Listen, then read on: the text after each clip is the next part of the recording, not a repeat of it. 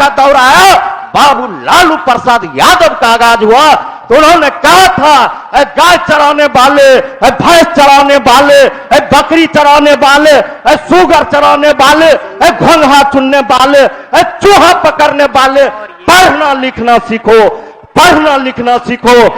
आज शिक्षक की बात है, हमको यह पता नहीं चलता है कि आज इस बिहार में क्या हो गया है, सरकार ऊपर है या प्रधान सचिव ऊपर है, पता ही नहीं चल रहा है कि सरकार पदाधिकारी को चला रहा है या पदाधिकारी सरकार को चला रहा है। प्रजातंत्र में किसी भी पदाधिकारी को दखल अंदाज बर्दाश्त नहीं किया जाएगा, चाहे उसके लिए जो कीमत चुकाना पड़ेगा, चुकाने के लिए हम लोग तैयार हैं। आज माननीय अध्यक्ष महोदय, आपने मुझे कटौती प्रस्ताव के पक्ष में बोलने के लिए मौका दिया, इसके लिए मैं आपको और आपके सदन के प्रति आभार प्रकट करता हूं। मैं आभार प्रकट करता हूं गरीबों का मसीहा, देश के सबल प्रहरी आदरणीय बाबू लालू प्रसाद यादव जी को, और आभार प्रकट करता हूं बिहार के सबल प्रहरी, गरीबों के मान और सम्मान आदरणीय नेता बाबू तेजस्वी यादव जी को, जिन्होंने एक गरीब मुसहर मजदूर को, बेटा को आज इस विधानसभा में भेजने का काम किया। मैं आभार प्रकट करता हूं हमारे सचेतक आदरणीय साइन साहब को, आज जिन्होंने मुझे बोलने के लिए समय दिया। मैं आभार प्रकट करता हूं अलौली विधानसभा के महान जनता मालिक को, आज जिनके आशीर्वाद, प्यार और सहयोग से आज इस विधानसभा में मुझे बोलने का मौका मिला। मैं आभार प्रकट करता हूं पूरे सदन का, जिनके सामने में आपने मुझे बोलने का मौका दिया। अध्यक्ष महोदय, मैं कहना चाहता हूं अपने इस शेर के माध्यम से, तरक्की की फसल हम भी काट लेते, तरक्की की फसल हम भी काट लेते, थोड़े से तलबे अगर हम भी चाट लेते, तरक्की की फसल हम भी काट लेते, थोड़े से तलबे अगर हम भी चाट लेते, मेरे लहजों में जी हजूर नहीं था, इनके अलावा मेरा कोई कसूर नहीं था। पल भर के लिए मैं बेजमीर हो जाता, पल भर के लिए मैं बेजमीर हो जाता, मानिए मेरा पार्टी राष्ट्रीय जनता दल कब अमीर हो जाता, कब अमीर हो जाता।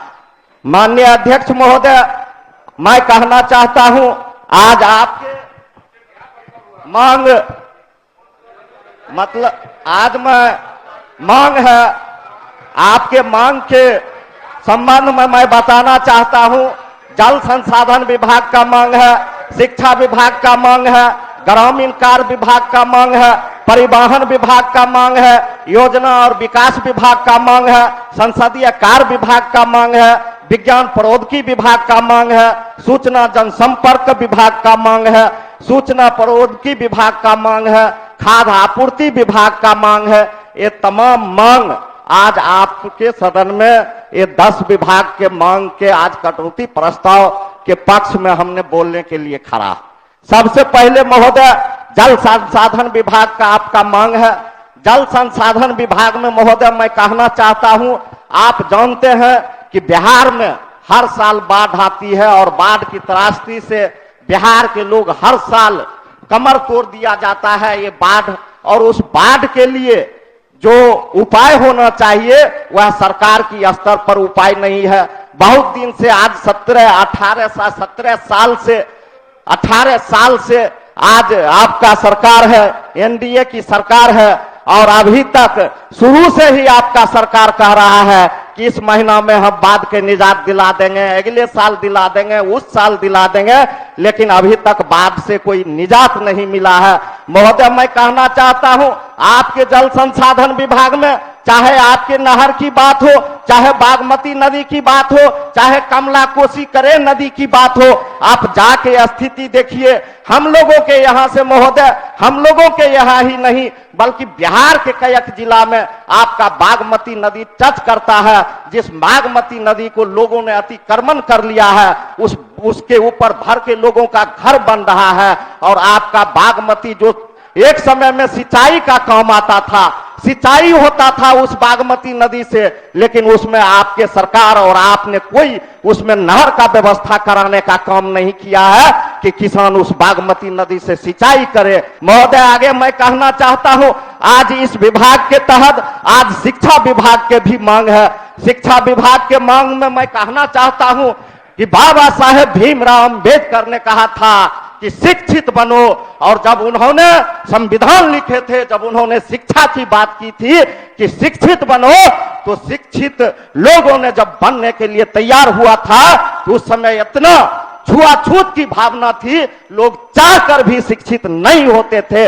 उनका जो है लिखा हुआ बाबा साहेब भीमराव अंबेडकर का संविधान पन्ना में ही सिमट के रह गया। जब 90 का दशक आया, 90 का दौर आया, बाबू लालू प्रसाद यादव का आगाज हुआ, तो उन्होंने कहा था, गाय चराने वाले, भैंस चराने वाले, बकरी चराने वाले, सुगर चराने वाले, घोंघा चुनने वाले, चूहा पकड़ने वाले, पढ़ना लिखना सीखो, पढ़ना लिखना सीखो। और बाबू लालू प्रसाद यादव जी जब 90 के दौर में मुख्यमंत्री बने थे, कभी चल जाते थे मुसहर के बस्ती, कभी चल जाते थे डोम के बस्ती, कभी चल जाते थे मेस्तर के बस्ती, कभी चल जाते थे पासवान के बस्ती, और मुसहर के बच्चों को अपने हाथों से बाल छाड़ते थे, किताब कॉपी देते थे, सिलेट पेंसिल देते थे और उनको स्कूल भेजते थे। और जब हम लोगों की माँ बहन कहती थी, लालू बाबू हम लोगों को रहने के लिए घर नहीं है, तो बाबू लालू प्रसाद यादव जी कहते थे, अगर जीना है तो पढ़ना सीखो, कदम कदम पर लड़ना सीखो, या नहीं तो मरना सीखो, या नहीं तो मरना सीखो। और जब बाबू लालू प्रसाद यादव जी को जब हम लोगों की माँ बहन कहती थी कि हम लोगों को घर नहीं है, हम लोगों को रोड नहीं है, तो बाबू लालू प्रसाद यादव जी कहते थे, अपने बच्चों को पढ़ाओ, जिस दिन तुम्हारा बेटा शिक्षित हो जाएगा, उस दिन तुम्हारा शिक्षित बेटा विकास की लकीर को तुम्हारे गांव तक खींच देगा।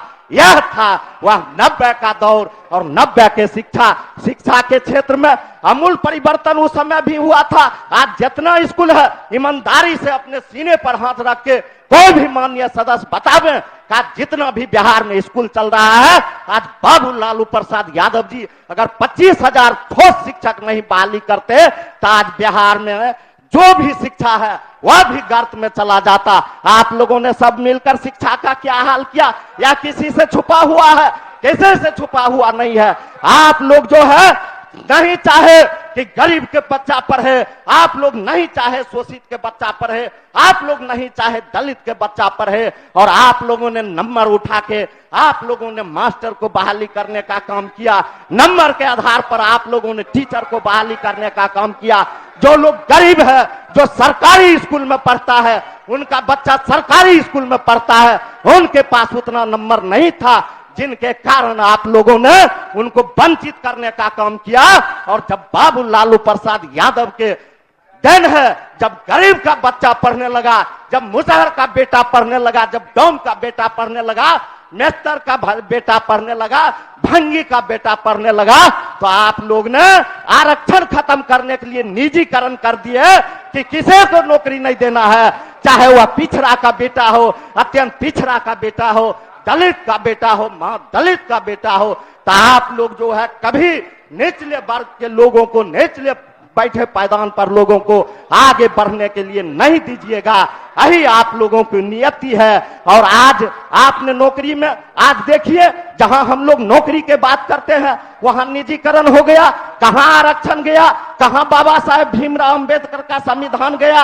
आज शिक्षक की बात है, हमको यह पता नहीं चलता है कि आज इस बिहार में क्या हो गया है, सरकार ऊपर है या प्रधान सचिव ऊपर है, पता ही नहीं चल रहा है कि सरकार पदाधिकारी को चला रहा है या पदाधिकारी सरकार को चला रहा है। यह बात समझ में लोगों को नहीं आ रहा है।